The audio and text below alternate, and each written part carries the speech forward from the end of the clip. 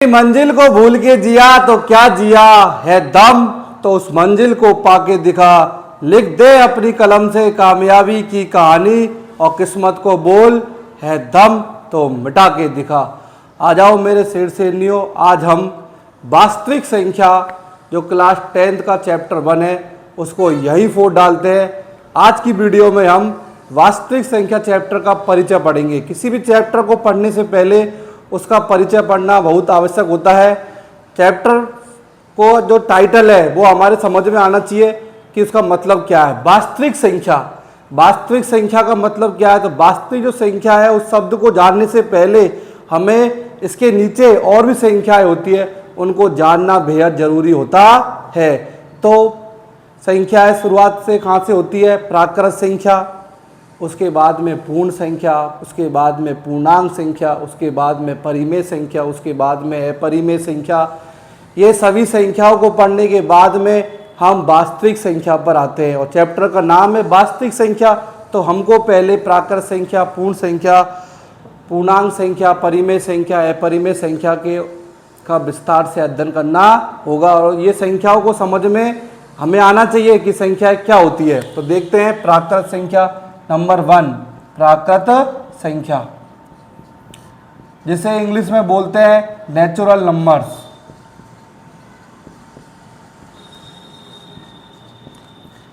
इन संख्याओं को capital N से दर्शाया जाता है। प्राकृत संख्या मतलब नेचुरल नंबर्स, प्रकृति से ये संख्या आई है।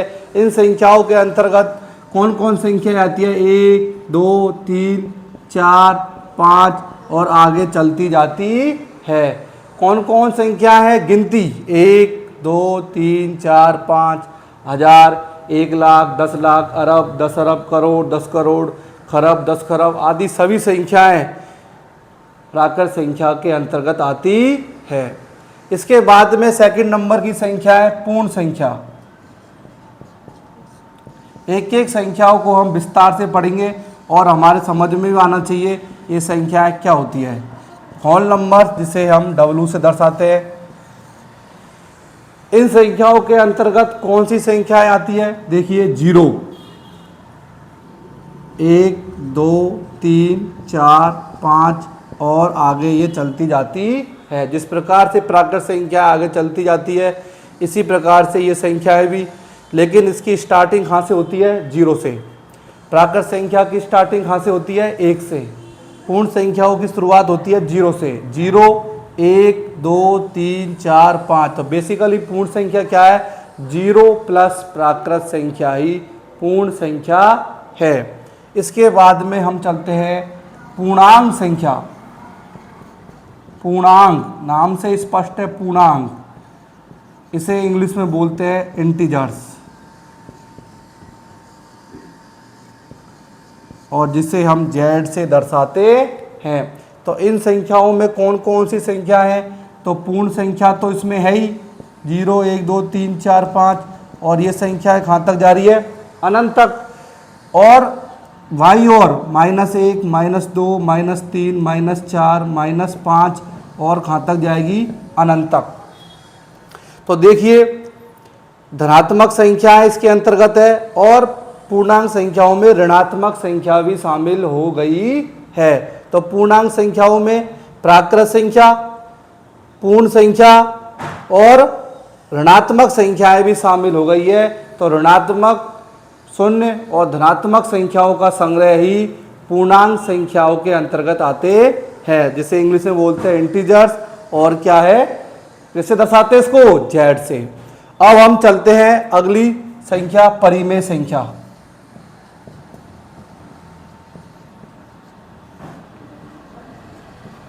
परिमेय संख्या को इंग्लिश में बोलते हैं रैशनल नंबर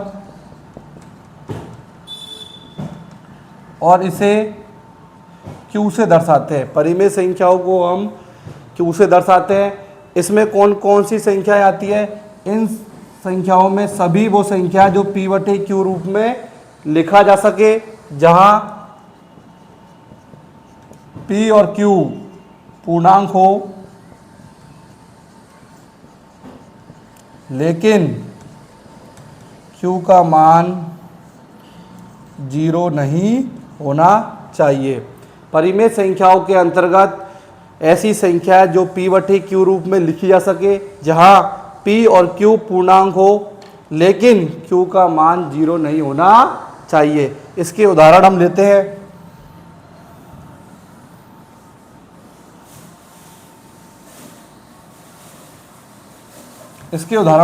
परिमेय संख्या के उदाहरण लेते हैं। 7 1/2 0 -3/2 25/23 ये सभी संख्याएं जो p बटे q के रूप में लिखी जा सके उन्हें हम परिमेय संख्या कहते हैं। 7 को देखो p बटे q 7/1 1/2 0 0/1 -3/2 25/23 तो ये सभी संख्याएं परिमेय संख्याओं के उदाहरण हैं। परिमेय संख्याओं में खास बात होती है इनका दशमलव प्रसार। परिमेय संख्याओं की खास बात क्या होती है? इनका दशमलव प्रसार शांत या अशांत आवर्ती। शांत मतलब टर्मिनेटिंग और अशांत आवर्ती नॉन टर्मिनेटिंग, लेकिन क्या हो रिकरिंग मतलब आवर्ती। कैसे? इसके उदाहरण लेते हैं। 3.5 यह संख्या दशमलव प्रसार क्या है? शांत। अगली संख्या लेता हूं मैं 3.5 5 5 5 5 और 5 की क्या है? आवृत्ति। दशमलव प्रसार इसका अशांत है और 5 की क्या है? आवृत्ति। तो यह उदाहरण परिमेय संख्या के अंतर्गत आएगा। इसे हम इस तरह से लिख सकते हैं 3.5 पे वार। जिस अंक की आवृत्ति हो उसे उसके ऊपर उस अंक के ऊपर एक बार लगा देते हैं, जिससे यह मालूम चलता है कि 5 की आवृत्ति हो रही है। अगला उदाहरण लेता हूं। 4.42 42 42 42 42 रुकने का नाम ही नहीं ले रहा है, चलता जा रहा है 42। तो इसे हम लिख सकते हैं 4.42 के ऊपर बार।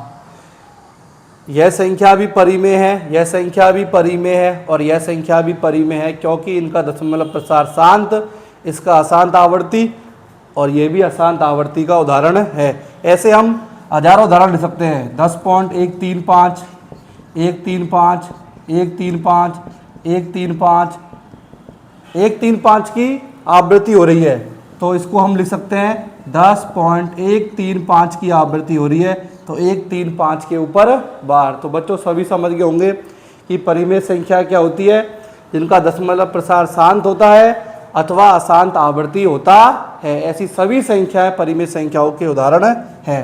अब हम चलते हैं अपरिमेय संख्याओं के ऊपर। अपरिमेय संख्या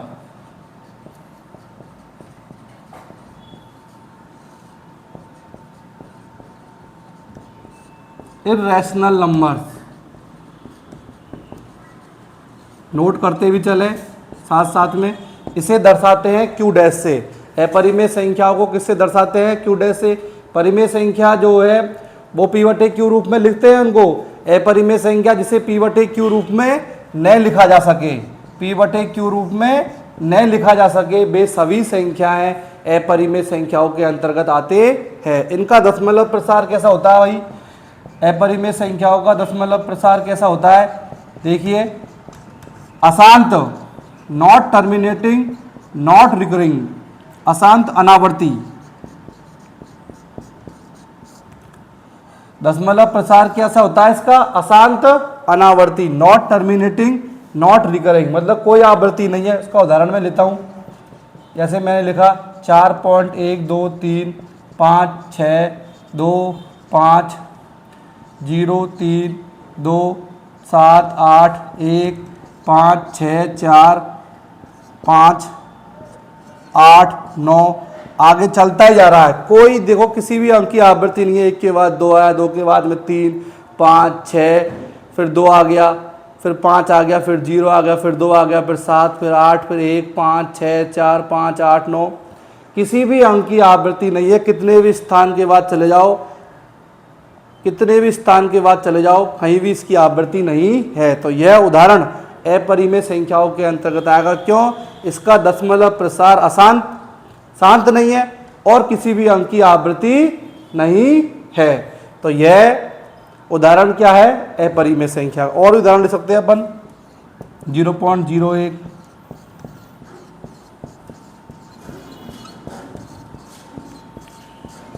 लाखों उदाहरण ले सकते हैं, लाखों उदाहरण हम ले सकते हैं। देखिए पहले 01 आया, फिर 201 आया, फिर 301, फिर 401, फिर 501, ऐसे चलता जा रहा है। जीरो बढ़ती जा रही है, जीरो बढ़ती जा रही है, किसी भी अंक की आवृत्ति नहीं है। तो ऐसे हम लाखों उदाहरण ले सकते हैं। अब ध्यान सिर्फ ये रखना है कि दशमलव प्रसार उसका अशांत होना चाहिए और अनावर्ती किसी भी अंक की आवृत्ति नहीं हो। वो सभी उदाहरण अपरिमेय संख्याओं के अंतर्गत आते हैं। और उदाहरण लेते हैं √2। √2 का जब हम अंडर रूट लेंगे तो वो भी अशांत अनावर्ती आएगा। 1.4143 चलता जाएगा। √3, √5, √7, √11, यह सभी संख्याएं अपरिमेय संख्याओं के उदाहरण है। अब देखने में ऐसा लग रहा है कि क्या सभी अंडर रूट की संख्याएं अपरिमेय है? जो संख्याएं अभाज्य है और जिसके ऊपर रूट लग रहा है वह सभी संख्याएं अपरिमेय संख्याओं के अंतर्गत आती है। √13, लेकिन किसी विद्यार्थी ने यह बोल दिया √4 सर अपरिमेय संख्या है। नहीं, √4 का मतलब होता है 2, √4 का मतलब होता है 2 और 2 परिमेय संख्या के अंतर्गत आती है। तो अंडर रूट के अंदर क्या होनी चाहिए? अभाज्य संख्या। अंडर रूट के अंदर अभाज्य संख्या होगी तो वह निश्चित अपरिमेय संख्या होगी। लेकिन यदि अंडर रूट के अंदर पूर्ण वर्ग संख्या है तो वो परिमेय संख्या के अंतर्गत आएगी। जैसे √4 का मतलब 2, √16 का मतलब 4, तो 4 क्या है? परिमेय संख्या। इस बात का आपको ध्यान रखना है, अंडर रूट के अंतर्गत पूर्ण वर्ग संख्या न हो। √25 का मतलब क्या है? 5, तो ये क्या है? परिमेय संख्या। तो अपरिमेय संख्याओं के अंतर्गत रूट वाली संख्या कौन सी आएंगी? जो अभाज्य संख्या हो। पाई जो है, पाई भी एक अपरिमेय संख्या है। 22/7 परिमेय संख्या है, लेकिन 22/7 पाई का अप्रॉक्सीमेट मान है, इसलिए पाई अपरिमेय संख्या है और 22/7 परिमेय संख्या है। परिमेय संख्या और अपरिमेय संख्याओं के ऊपर हमने डिटेल से बात कर ली है। अब बात करते हैं वास्तविक संख्याओं के ऊपर। सभी बच्चों को समझ में आ गया होगा, प्राकृत संख्या, पूर्ण संख्या, परिमेय संख्या और अपरिमेय संख्या। अब चलते हैं वास्तविक संख्याओं के ऊपर। What is real numbers?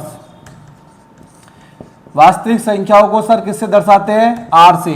किससे दर्शाते हैं? R से। वास्तविक संख्या क्या होती है? परिमेय संख्या प्लस अपरिमेय संख्या,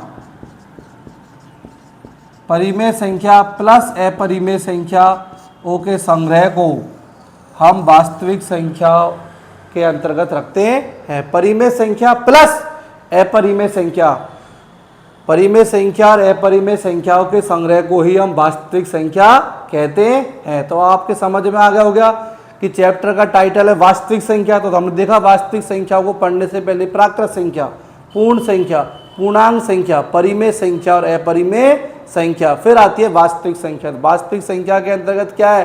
परिमेय संख्या प्लस अपरिमेय संख्या। ठीक है, अब हम चलते हैं सम संख्या क्या होती है, विषम संख्या क्या होती है, अभाज्य संख्या क्या होती है, भाज्य संख्या क्या होती है और सहअभाज्य संख्या क्या होती है। अब जो भी हम पढ़ रहे हैं सम संख्या, विषम संख्या, अभाज्य संख्या, भाज्य संख्या, यह सब वास्तविक संख्याओं में, वास्तविक संख्याओं के अंतर्गत है। लेकिन ये अलग से प्रकार है भाई कि सम संख्या क्या होती है, विषम संख्या क्या होती है, अभाज्य संख्या क्या होती है, भाज्य क्या होती है, सहअभाज्य क्या होती है। इन संख्याओं के बारे में भी हमको आना चाहिए। चलते हैं इनके बारे में बारी बारी से पढ़ते हैं। क्या है सम संख्या? सम संख्या को बोलते हैं इवन नंबर्स। ऐसी सभी संख्या जो 2 से पूर्णतः विभाजित हो, 2 से पूर्णतः विभाजित, 2 से पूर्णतः विभाजित हो। जिन जिन सभी संख्याओं में ऐसी संख्या जिनमें 2 का पूरा पूरा भाग जाता है वह सभी संख्या इवन नंबर्स के अंतर्गत आती है। जैसे 2, 4, 6, 8, 10, 12, 14, 16 सब संख्याएं इवन नंबर्स है, इनमें 2 का पूरा पूरा भाग जा रहा है। विषम संख्या, विषम संख्या किसे कहते हैं? Odd numbers. ऐसी संख्या जिनमें 2 का पूरा पूरा भाग नहीं जाए। कौन कौन संख्या हो गई? 1, 3, 5, 7, 9, 11, 13 ऐसी सभी संख्या जिनमें 2 का पूरा पूरा भाग नहीं जाता हो उन्हें विषम संख्या कहते हैं। अब चलते हैं हम इम्पोर्टेंट अभाज्य संख्या।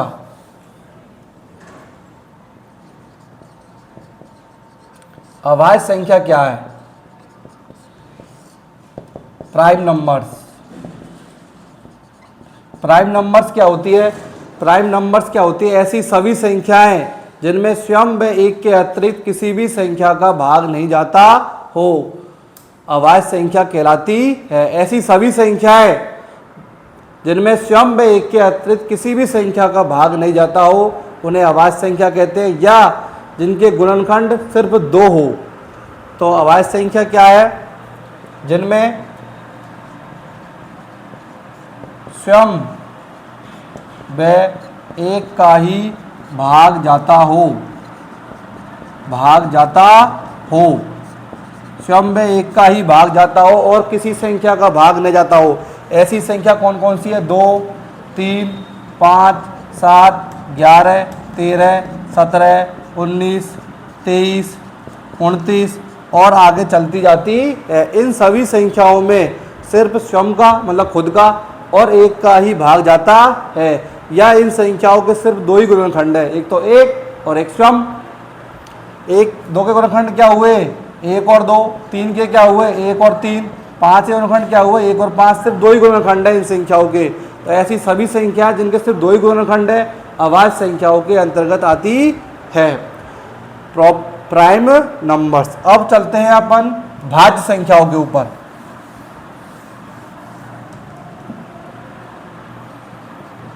भाज्य संख्या, भाज्य संख्या क्या होती है? Composite numbers. कंपोजिट नंबर्स क्या होती है?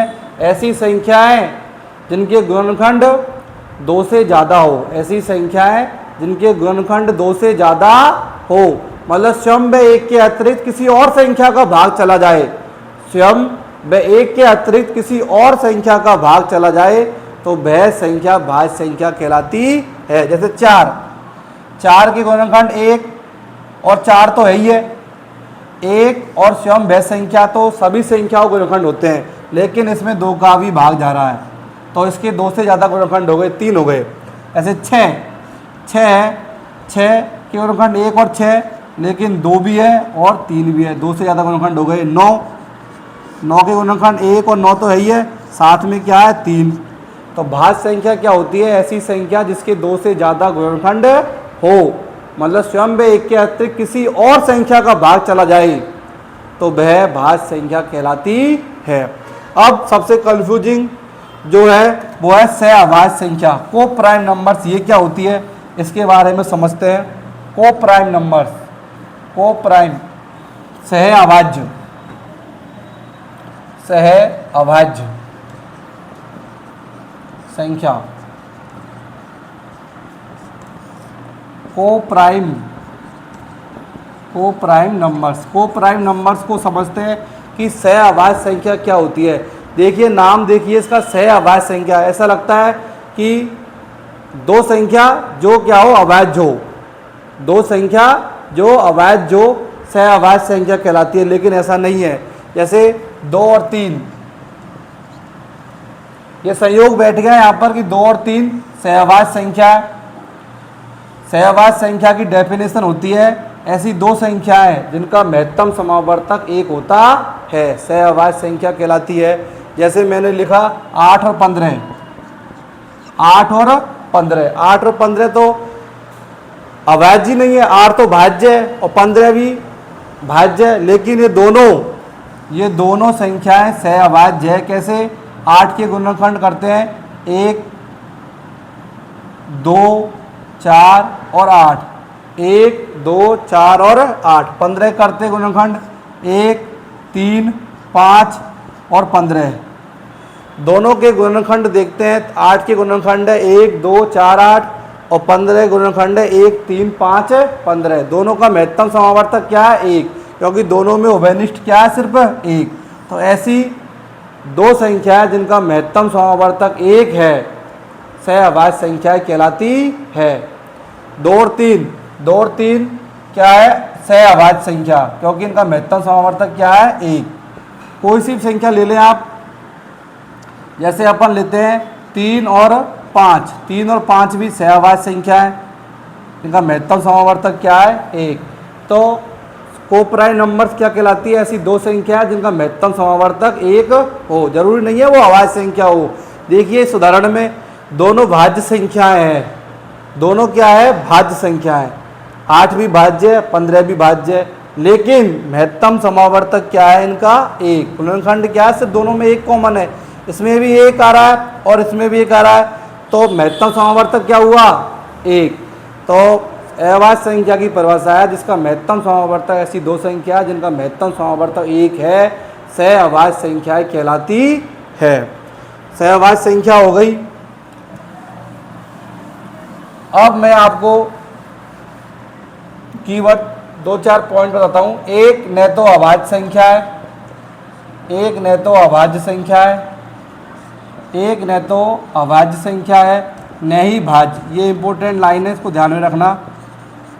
एक न तो अभाज्य संख्या है, एक न तो अभाज्य संख्या है न ही भाज्य, और दो एकमात्र ऐसी सम संख्या है जो अभाज्य है। दो एकमात्र ऐसी सम संख्या है जो अभाज्य है। दो एकमात्र ऐसी सम संख्या है जो अभाज्य है। दो इंपॉर्टेंट पॉइंट्स, इनको भी आप ध्यान रखना। एक न तो अभाज्य संख्या है न ही भाज्य, दो एकमात्र ऐसी सम संख्या है जो अभाज्य संख्या है। तो आज की वीडियो में हमने वास्तविक संख्याओं के परिचय को पढ़ा है। अगली वीडियो में हम वास्तविक संख्याओं का प्रश्नावली 1.1 जो है उसका अध्ययन करेंगे। तो मिलते हैं नेक्स्ट वीडियो में नेक्स्ट टॉपिक के साथ। तब तक जय हिंद, जय भारत।